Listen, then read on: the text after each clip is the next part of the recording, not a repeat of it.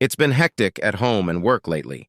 I've been dealing a lot with equipment breakdowns and finally convinced my boss to institute a maintenance plan and not wait until something breaks to fix and service it at the same time. I spent ages gathering all the necessary data to present to him. I convinced him that the way he was operating was a false economy. For several weeks, I spent most of my evenings studying breakdown statistics and maintenance plans. True to form, I stopped work on weekends to spend time with my wife, Caroline, my hot 42-year-old MILF. She was busy at work, too. She was an admin assistant at a local college that was going through some big changes. They had an Ofsted Requires Improvement report. Ofsted are the UK's school governing bodies, and they had made every effort to find out where they needed to improve and start an improvement program, so she was busy too, and sometimes worked late at work and also at home in the evenings. But she, like me, took weekends off so we could be with each other and our son Jason when he came home from university with his girlfriend. I looked at the weather forecast for next weekend, and it was good. The end of a long, wet, windy, and cold winter was approaching. We were both working hard, so I decided to surprise my favorite person. We have a stationary motorhome on the south coast near Christchurch in a holiday park. At the moment, it has been mothballed. Taking it out of preservation after winter is a hassle, so I decided to take a day off work, my boss owed me at least, and get it ready for the weekend, and then surprise Caroline with a weekend away for the two of us. It wouldn't take me long to decan the motorhome and air out the bedding myself. In fact, I'd canned it myself the previous fall. It was much easier to do these things without having the ladies around. I talked to my boss, told him I had Tuesday off, and explained the reason, in case Caroline called. I brought my laptop with me and could cover things from there if I needed to. Good thing the internet coverage was excellent. Since the stretch of highway was fairly empty, the speed was good. It didn't close for the winter, and a few brave folks used it year-round. A couple years ago, the whole family, including Jason and his girlfriend, went there for Christmas and New Year's, and it was great. I told Caroline that I had an early meeting, so I would leave early and miss most of the traffic. I also told her that I might be home late because of the traffic. I made it to the motorhome in plenty of time and went about my usual business. I left the keys to the motorhome at home on a hook so Caroline wouldn't notice they were missing and ask about them. That would spoil the surprise. I even picked a bunch of roses, intending to leave them in the house so it would smell nice when we came up for the weekend. It can get a little musty after winter. And I know she loves roses. There was a spare key hidden under the motorhome, and if I needed it, the spare would be in the precinct office. But I wanted to check our spare, since it had been sitting outside all winter, and drop some oil on it. It was in a little box with a magnet attached to the bottom of the house. I always put it in the same place. In the early days when I came back from the pub, I had to crawl under the house. It was dark and dirty and smelly, and none of us were sober then. There was an awful lot of giggling going on. So I always put it in a little box in the same place so I could just crawl under the house and pull it out. We never had to use it once after that incident. Then things got a little weird. I reached under the bottom of the house, and it wasn't there.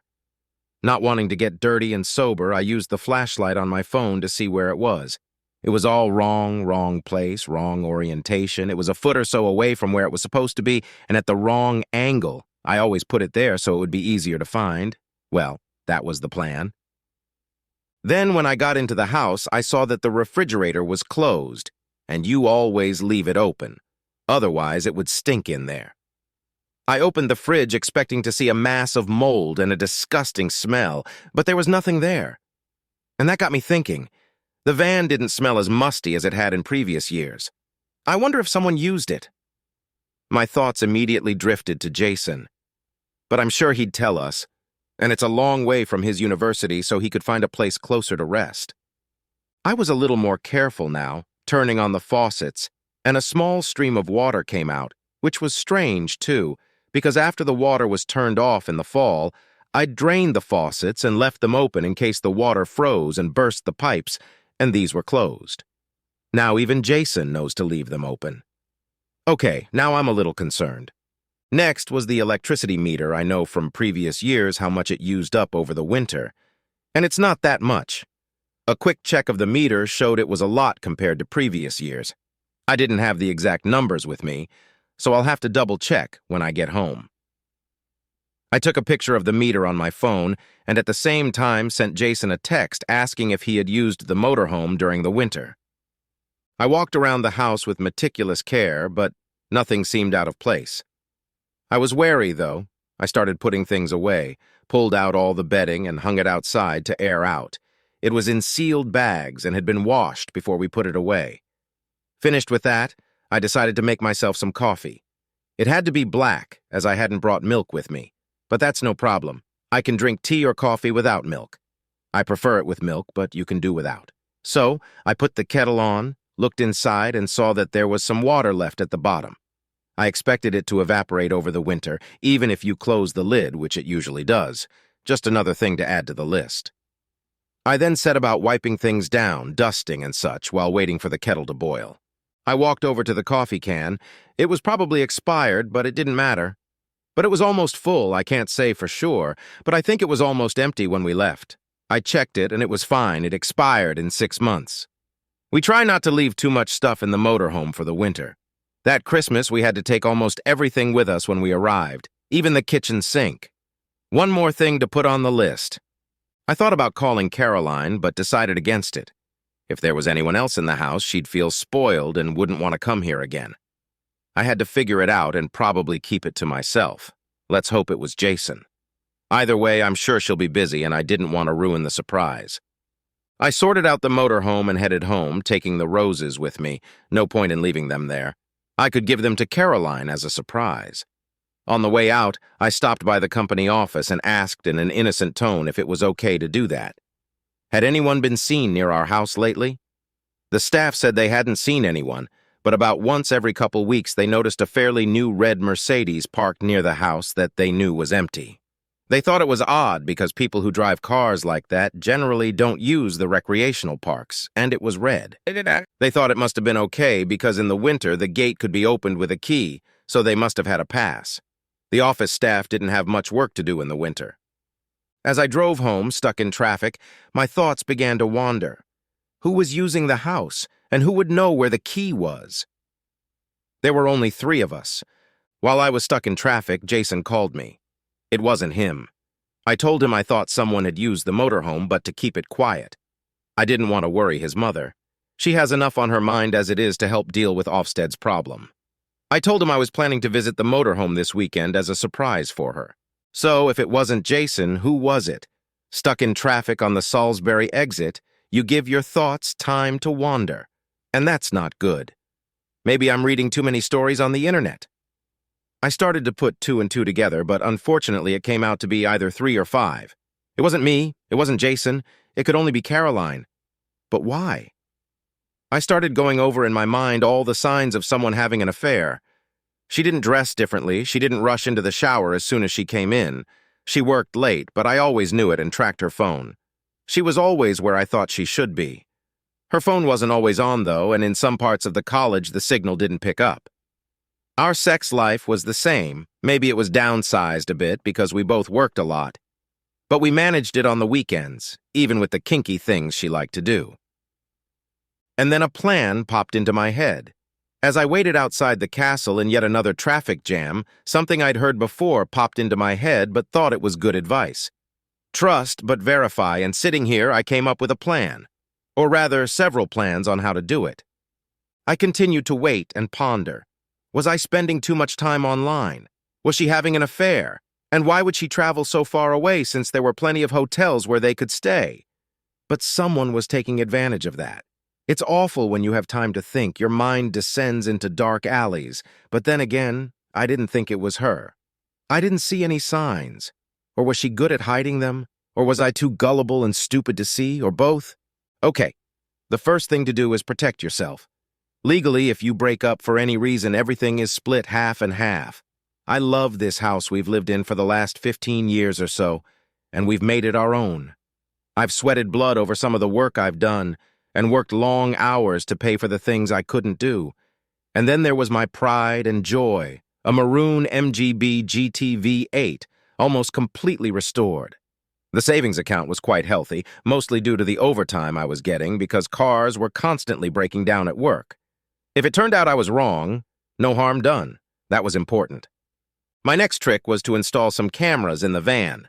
At the end of the week, I'd stop by the van and stop by a spy store in Southampton, where I'd buy some Wi-Fi cameras and maybe a tracking device that could be attached to her car or slipped into her purse. All the plans were taking shape in my head. First check. She had been warned that I might be home late, so I called her home phone. She answered right away, so at least she was home. She said she hadn't prepared anything for dinner as she didn't know what time I would be home. I told her I was about 10 minutes away. She offered to get me something, fish and chips, pizza, or even Chinese food. She also asked how the meeting went. I replied that it was fine, but something came up and I'll talk about it later. I asked how her day was. It was hectic, but if they put in the effort, they should be able to come up with a plan in a couple weeks. But that might mean a few more late nights. I told her I wasn't against it, just as long as we had a weekend together. Then she giggled and said she was looking forward to the weekend, and that she already had something planned for that weekend. It was really hard for me to think about the love of my life having an affair on the other end of the phone.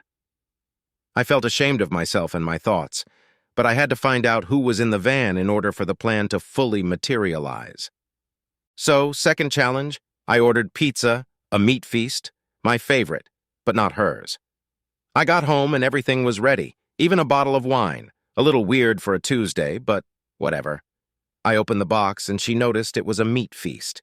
I took a couple slices and put them on her plate. "Honey, you know I don't like meatballs in this dish." All that was left of the original lightness when I walked in was a grumpy tone. "Just put them in here and I'll swap you the pepperoni for them. That's what we've done before." But she's never been grumpy about it, so maybe I thought I was. Maybe I'm looking for something that isn't there. The next time she was carefully transferring a meatball from her pizza to mine, she was already halfway across the table when I started my story. "It has come to my attention that someone at your college is having an affair." She dropped the meatball on the table. I picked it up and ate it anyway. I love meatballs. "Where did you hear that?" "At a meeting I was at, someone mentioned your college, and someone named Julian had an affair with a female staff member and was caught." "There's no one named Julian at our institution. They must have made a mistake." But as she dropped the meatball, I had a doubt in my mind. If she knew something, if it was someone with the name Julian, who knows? But that's another thing to add to the list. But that was just the beginning of a list of comments that led me to where I wanted to steer the conversation. I asked her, "Do you have some sort of moral clause in your contract? For example, you can't show young, impressionable people married people having affairs. It's not up to standard." "Yeah, I think there is, but I'll have to check. Why the interest?" It just caused chaos, ruined lives. No one was left with any money. They had to split it in half and there wasn't enough for everyone. It seems they're both living in squalid apartments now. It ruined 2 marriages and 4 lives. One of them even lost his job, and they both could have. If you don't have Julian, he probably got the wrong college. But that's a little alarming, isn't it? He who cheats on his wedding vows gets half of everything. It's alleged that in their case it wasn't much. I don't know for sure, but I think her face paled slightly, and after that she didn't say much, but just continued eating her pizza with extra pepperoni and no meatballs. My hair stood up and I didn't like the feeling. We went to watch some nonsense on TV. Usually we discuss what's on there, but today there was no talking. It was something unusual. Maybe I'm reading too much into insignificant events? I don't. I just have to be careful not to get so far into investigations that I can't reconstruct them later. The next step had to be risky, but I had to take it to calm down. I noticed her glancing at her cell phone every now and then, as if she wanted to use it. It was after 9 o'clock when the phone rang, and she almost jumped out of her skin. She looked at it and said to me, "It's my sister. I have to answer it." Of course she should. Why should she make excuses? With those words, she took the phone and headed for the kitchen. This was different. I liked her sister.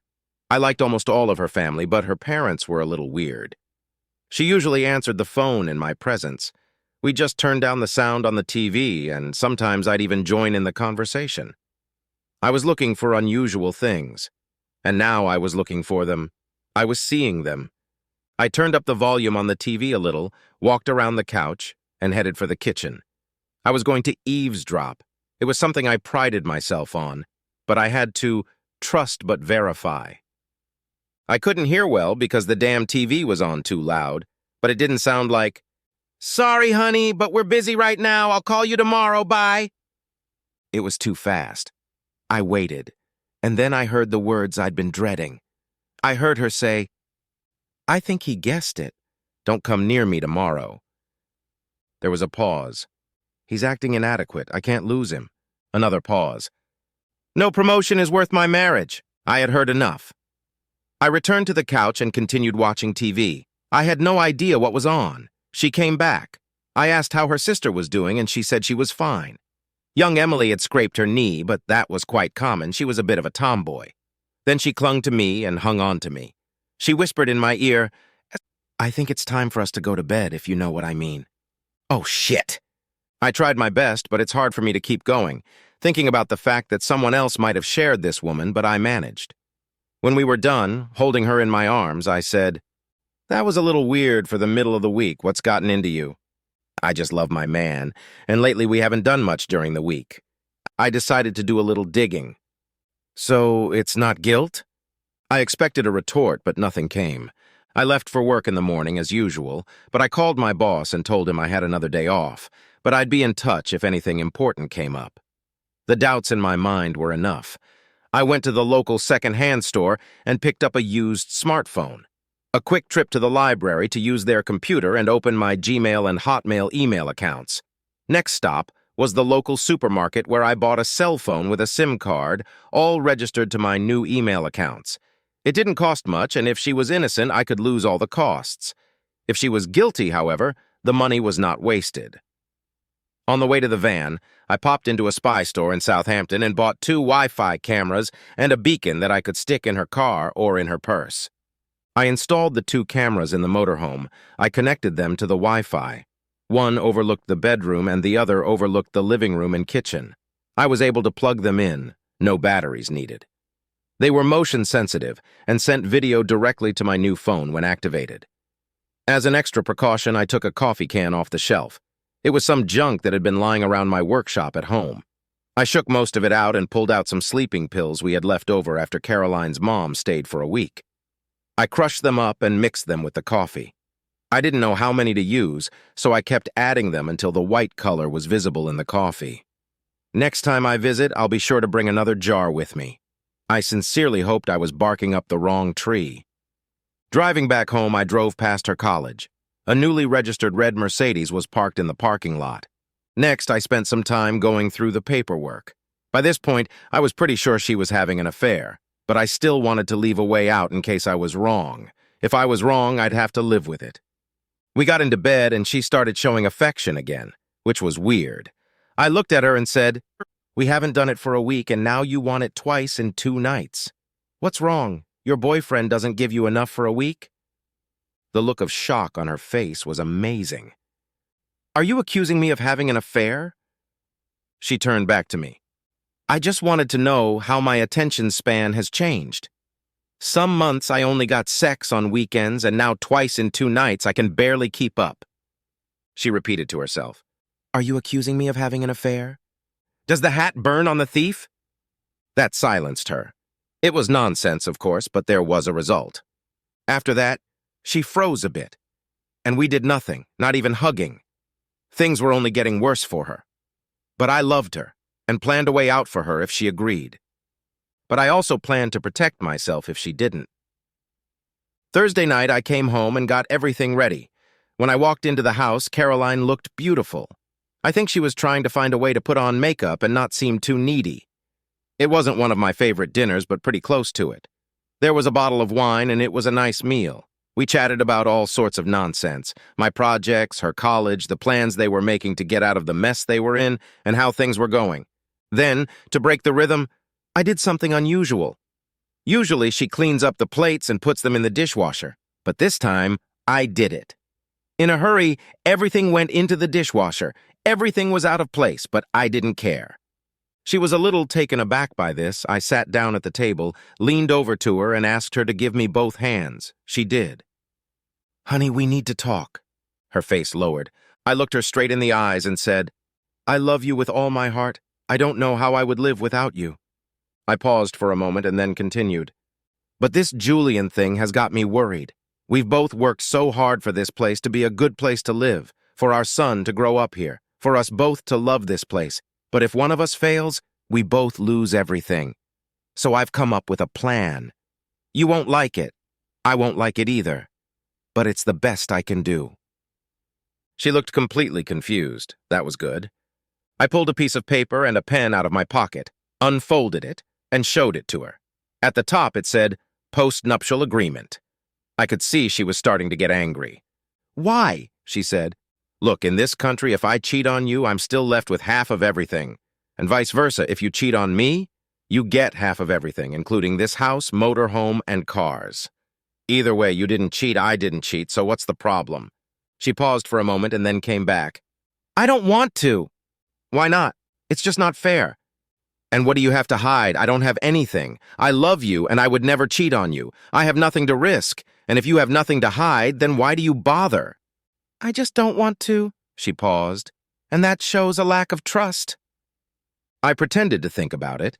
I had already assumed that would be one of her answers, and she was right. I had an answer for her. It was bullshit, but I had an answer. But the signature shows that you believe in our marriage. Like I said, it was nonsense. I continued. What do you have to hide what you've done? If you haven't done anything and you're not trying to do anything, then why not? I'm happy I didn't cheat. I'm not going to cheat. I'm going to sign this. With those words, I took the pen and signed the paper. The only reason I can see that you won't sign this is because you cheated on me or are going to do so. I would never do that to you.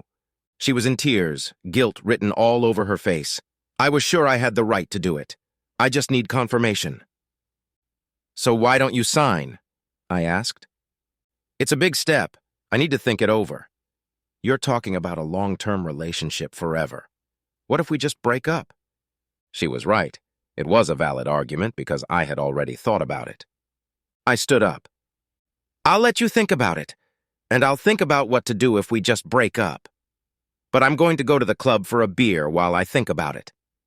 I'd already decided to go to the rugby club. It was always crowded on a Thursday.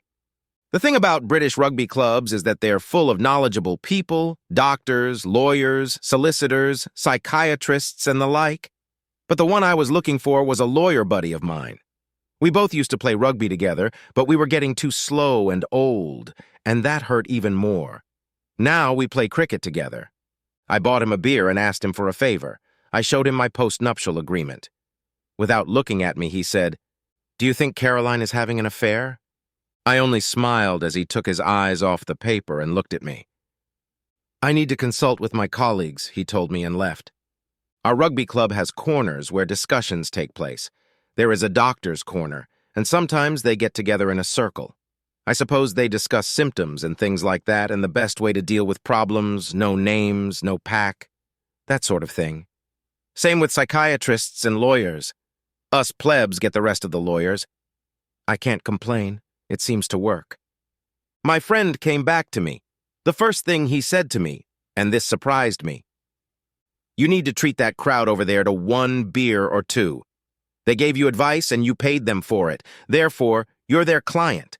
And if your marriage turns to rat shit, he paused with those words. He seemed to be a bit on edge when he wasn't usually talking to his friend. Sorry, mate. If this goes down, she's going to lose all the best lawyers in this town, and all the ones left don't play rugby or cricket. He smiled at me.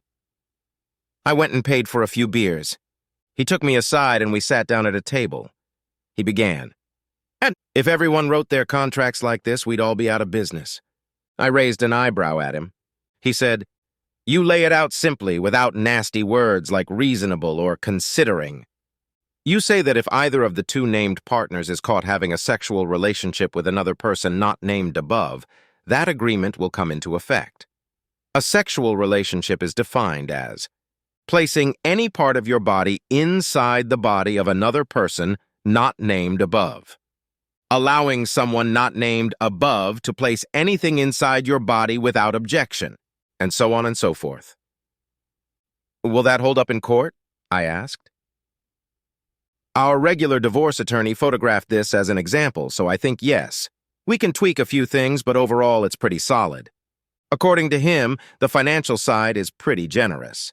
The cheating party gets a third of all savings and a car. But the offended party who keeps the house gets 2/3 of the savings and the car. We have about $160,000 in savings, so the cheater won't be left destitute. That's when he gave me the bad news. It can't be retroactive. It can only be for the future. Otherwise, it would be seen as entrapment if she is or was having an affair. Why? If she is having an affair and you know or suspect it, it will look like you are taking advantage of that fact to get something from her, the house, and most of the savings, in which case it will be seen as entrapment. If, however, she is having an affair and will end it upon presentation of these papers, well, then you will have to find another reason to divorce her and keep the house. That wasn't part of my plan. Oh, damn it. But even if she was having an affair, it would stop and we'd go back to normal. And him, whoever he was, I'd deal with later. Well, that was it. I thanked him and arranged to meet up sometime next week. I paid my dues and headed home. I loved this woman I have lived with for the past 20-plus years. Yes, there were changes. Jason came, grew up, and then left. But we were good together. I was willing to give this woman one more chance. Maybe stupid, maybe foolish, but I had loved her for 20-plus years, so I would give her one chance. But if she said no, the hellhounds would come to visit. Well, actually, I could just sick the neighbor's grumpy Jack Russell Terrier on her. I came home and she was sitting in front of the TV. I don't think she was watching it. I could see she was crying. She didn't look as pretty as she usually did, but I still loved her. I sat down on the couch next to her and made her turn around to look at me. I could see that there were several thoughts swirling around in her head, but none of them made it to her mouth. So I began. Honey, this Julian thing is bothering me and I have to do this. I was at my buddy's club with my post-nuptial agreement, and they said I can't make changes to it, that if you and I had an affair in the past, that's it. It's in the past. Anger flashed across her face. I ignored it and continued. I know 100% that I didn't cheat on you, and while I believe you didn't cheat on me, I can't prove it. If I have, it's in the past. So when you sign this, which I know you will, it's only moving forward. What's behind is in the past. I was completely overwhelmed by the outpouring of relief, love, and tears from the woman in front of me. The woman was broken. This further convinced me that she was cheating. Damn, what was I going to do now? I'd been up all night. If she was cheating, which I was now sure she was, I had no proof. What the hell am I supposed to do now? The woman I love, the mother of my son, the one I love. I hadn't slept well. If I'd been ready to forgive before, now, on a cold, dark night, was I so sure? I woke from a doze, not feeling rested. It smelled like toast and coffee. I managed to get downstairs, and there was Caroline fussing about, looking awfully pleased. There was a kettle in front of my chair and a nice, cozy tea pad on top of it. She brought the coffee and sat down opposite me, took my hands in hers and said, Darling, I'm sorry I didn't look at it from your point of view. I was thinking about it last night, and you're right. What that Julian did, and whoever he was with, was wrong. With those words, she took out my post-nuptial agreement and a pen, a gel pen, not the cheap biro I used, and signed it, and more importantly, dated it. At that moment, I decided that everything that was in the past was in the past. I had to overcome all my anxieties and fears. Of course, there were still doubts, and I had to keep my eye on them and her. I kind of forgot about the weekend in the motorhome. There's always the next weekend, whatever. But then all the worries came back. Caroline came in on Friday night and said she had to go to Bristol for a meeting on Monday because one of the other admin assistants had dropped out. 95% I wanted to believe her. 95% I believed her, but the 5% check reared its ugly head. I sidelined her for the weekend, but I planned for it. For most of the weekend, Caroline was a happy bunny. On Saturday, I told her I was going to stop by the soccer club for a beer. She didn't bat an eye when I took the car, because it was only a quarter of a mile away. I could have walked that distance, and for heaven's sake, I don't like soccer. I never go to a soccer club. I play cricket and rugby. The euphoria must have clouded her view of the obvious. I popped over to another buddy of mine. Wanted to borrow his car for Monday. It was all taken care of. We talked about her weekend trip. She would be traveling to Bristol by train first thing Monday morning and would be back home Tuesday night. A hotel had been booked for her, and she would let me know where it was, and I would always have her cell phone number if I needed to contact her. She was going to take the train, and I offered to give her a ride to the train station on my way to work, but she said there were several people going, and the plan was to drive to the college and get on a minibus together from there. I didn't quite understand the logic myself. She would have to drive past the train station to get to the college, but I abandoned that idea and added it to the list. It was a fantastic weekend. I think she nearly fucked me to death, and I did the best I could. She had trouble walking on Sunday. But in the back of my mind, I felt it was guilt sex. If my wife gets on the train and goes to Bristol, I'll be a happy man. And when she tells me what hotel she's staying in, perhaps she'll get a surprise visit in the evening from the man who loves her. But if she doesn't, she'll be let out by the little dog from the next room. Monday came and I was about to check in, but the thought was still swirling around in my head. I couldn't get rid of it. I managed to slip the tracker into her purse, which, like most women, was big enough to hide a dozen trackers in it. But as long as the tracker and her cell phone stayed in one place and headed west, I was a happy man. Well, mostly. I'll have to get over the guilt of doubting her. I'm sure I'll succeed. Another oddity. There was a small bag of milk in the refrigerator next to the nearly full 2-liter carton of milk. I asked Caroline about it. She said she had been asked to bring some. Why take milk to a hotel? Now I was sure there was something going on here. Using a very sharp knife and a syringe, I replaced about a third of the milk with vodka. She wouldn't have to drive anywhere, so there would be no risk to her license or getting into a drunk driving accident. My boss was a little pissed at me when I took another day off. I sat with my phone and tracked both her phone and the tracker. They both got to her work, and then her phone went off, but the tracker stayed on, and it started heading south towards the coast instead of west towards Bristol. Now my plans came into play. I called my buddy and arranged to pick up his car. I was going to leave mine at home along with my phone. I didn't want my car to be seen anywhere but here, and if anyone checked my phone, it would only be at our house. I set up the computer and made another device above the keyboard. It pressed random keys every couple seconds, and I logged onto the internet, and it stayed on the whole time someone was using it. I checked the cameras in the van. There was nothing there, nothing moving, but they were working. I called the college and asked what hotel my wife was staying at. I got the answer I didn't want. I was told she had gone on vacation for one day. That was the end of it. I'd better call next door and see if Jack Russell was free tomorrow night. Time for action. On the way out of the house, I went into the garage and got a tube of superglue and gloves. I got in my buddy's car and drove past the college, but the red Mercedes was gone. Was there another chance?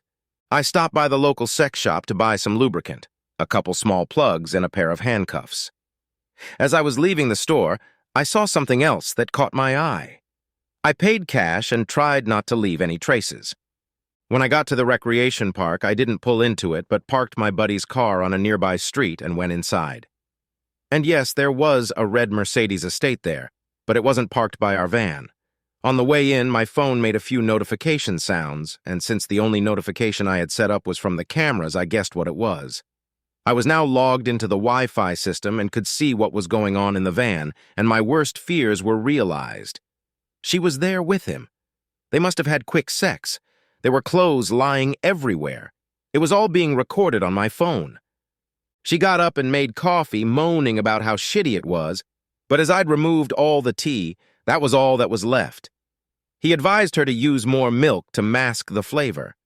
They both went back to bed, and I heard her say, "This is the last sex. I can't risk it. I'll lose most of what we've been working on. It's been fun and exciting with you. I will miss that excitement, but I love it. And I think he's starting to suspect something, although I don't know how we've been so careful, and I have to worry about the post-nuptial agreement." "Come on, he'll never know. He's just a monkey with a wrench." I talked to the school lawyer. A post-nup won't hold up in court. Either way, you're gonna miss the sex. Funny thing is, according to my rugby club friends, one of whom was a divorce lawyer, he said it would, and unfortunately, I was about to find out. "But I'll miss it," he said. "It was a good idea to use a motorhome. I may have to talk my old lady into buying one, just a fancy one. She's strict with my funds." But you've got that fancy Mercedes. It was her money. You don't think a college vice principal can afford that, do you? But I do it better than your monkey with a wrench. Don't berate him. It's none of your business. I just told you that I love him, that he's a good man, and you're trying to shit on him. And there's nothing wrong with sex. It's actually better. The only difference is the arousal. I never said anything about your wife and why you have to chase young girls.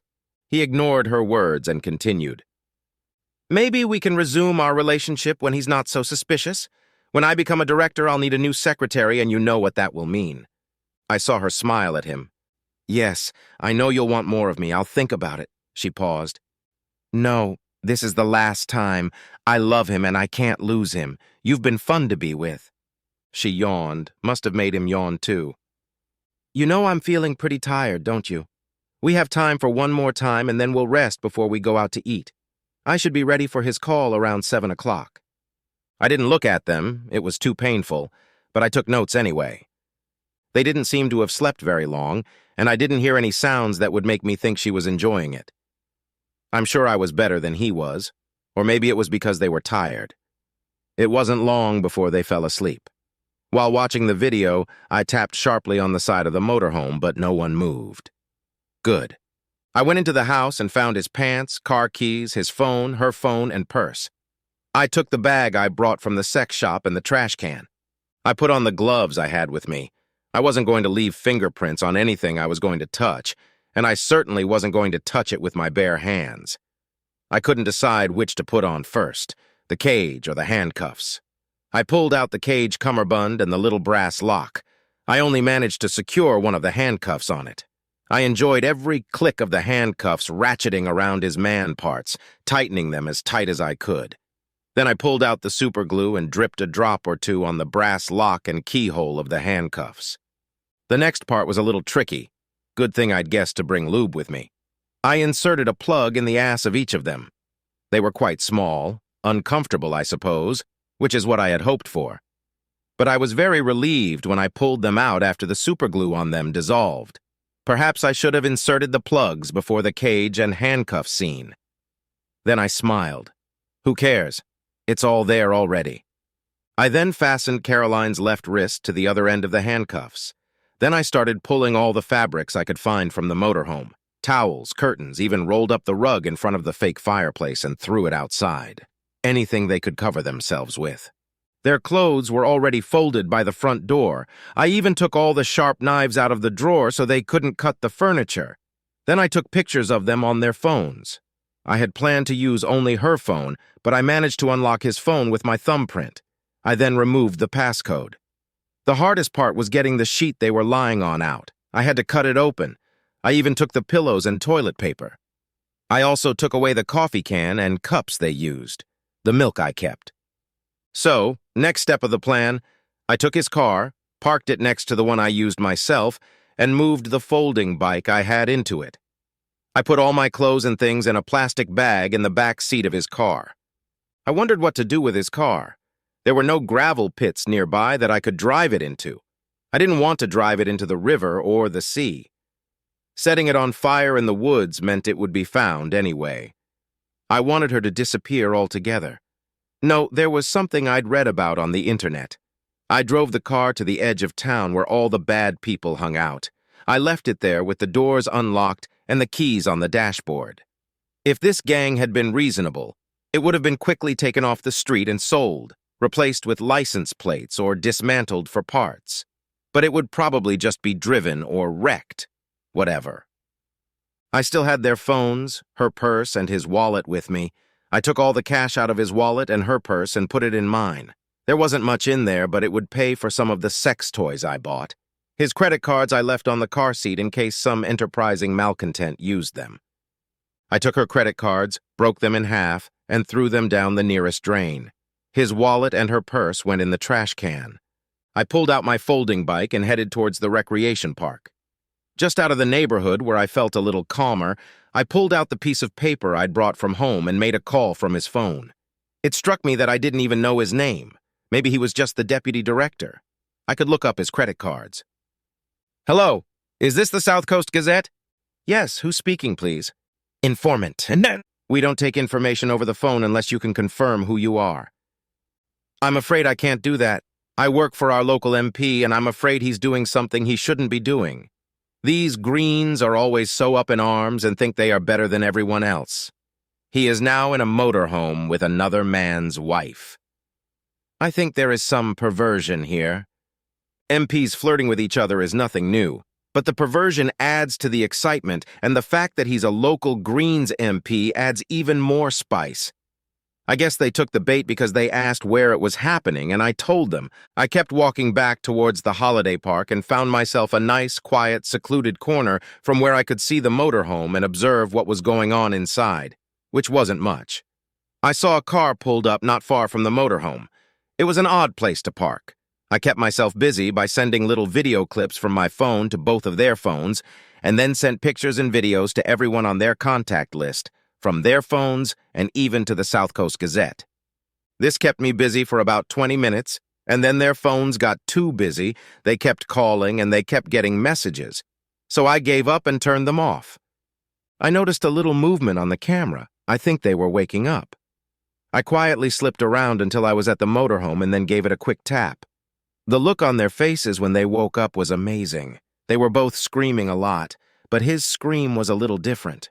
It was probably due to the pain as it twisted his wrist, and I could go on for a long time about how they were running, waddling around the van, but there was nowhere to run. They managed to pull themselves together, and then they realized there were no clothes anywhere. He was just screaming, she was just crying. The noise made the man in the car alert. He got out and headed towards the motorhome. They must have spotted him. The cheater leaned out of the window and asked the man if he could help by calling the police, as they had a small problem. At that moment, he saw the man's camera in the car. Great, I thought to myself. This must be a journalist. The journalist asked what the problem was. He was told that they had a small incident and needed the police. The journalist turned out to be quite nice. After taking some pictures, he called the police. It was a quiet seaside town where nothing happens in early spring. They arrived pretty quickly. The pictures from inside were quite enlightening. The police called an ambulance. I was still able to watch what was going on, but oddly enough, the policeman's keys didn't work in the handcuffs. Perhaps it had something to do with the super glue. One of the policemen came with a set of bolt cutters, and the two lovers were separated. The bolt cutter was used for the lock on the cage, and that's when they discovered it was glued on, too. I must have spilled super glue on it. Oh dear, never mind. I think they would need something to dissolve the super glue. I don't know if there is such a thing. They were both taken to the hospital. I can only imagine how much stuff goes on there, so it was time for me to head home. I had one thing to do before I got home. I got out my toolkit and took the batteries out of both phones. I was tempted to throw them away, but they might come in handy later. It was already dark when I got home, and the first thing I did was try to call my wife from my regular phone, which had been sitting at home all day, next to the computer, but strangely enough, it answered right away. At least I registered an outgoing call. I moved the device away from the computer. I had a few pages of meaningless characters that I deleted, then went and filled out some online forms. I printed them out, signed one, and stuffed it in an envelope. Around 8:30 p.m., there was a knock on the front door.